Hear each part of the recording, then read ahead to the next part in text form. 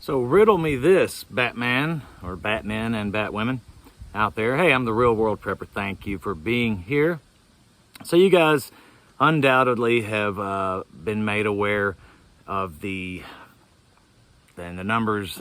I have seen different numbers, but either the 5 million up to 250 million barrels. I think one report or one, maybe it was a YouTuber I saw say this. Somebody said 500 million, but any oil, barrels of oil that the Biden administration would send overseas while we are suffering at the pumps, and this is being sent overseas to the Netherlands, India, and China of all places.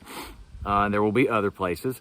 This oil is being sent to help as the Department of Energy state spokesman said. I'm going to paraphrase a little bit. To help ease the costs, the increasing costs in those countries of oil, of energy, and to help with their supply, since everybody's having problems over there, apparently. Well, what about here in the U.S.? Oh, well, I guess that the reason that we can afford to do that is because we're in the greatest economy that we've ever seen in history, from the president who was elected by more votes of any other president in history. So obviously, if we're doing that well here in the United States, we can afford $5-6 gallons of gas, right, folks? I mean, I don't know about you guys, but it's nothing for me. I mean, I'm doing so fantastic in this economy, and everybody's employed too, by the way. We've got more jobs. People, there's more employed people in this country than there ever was in certainly the previous administration. But I think our president said in more than 40 years, or almost 40 years. So look at the bright side, folks. I mean, maybe we ought to just quit prepping, because we're doing so well. The economy's great. We can afford the gas, no matter how high it is. We can then also afford to truck it off to other nations, especially nations that hate us, i.e. China.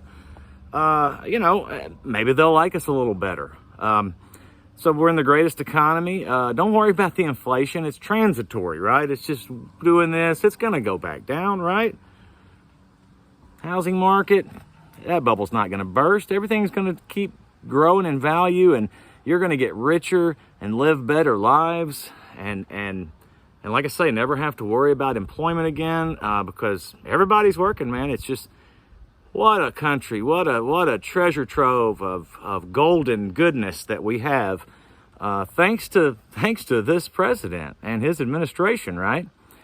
If you haven't detected the sarcasm, let me just say, for those that might not detect the sarcasm, it's loaded with it. But I just wanted to drop you guys with this nugget. I know a lot of people have talked about this, the oil being sent over there. The Department of Energy, and this is via the Federalist, and the people that are looking at this, basically say that after it's a 3-month thing.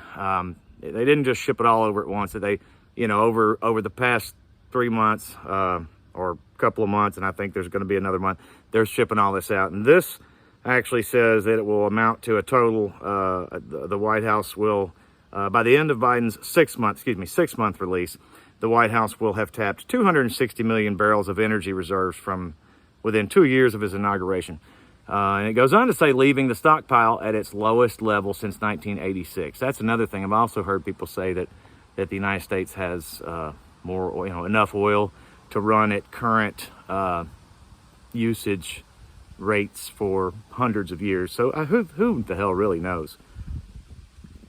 Excuse me.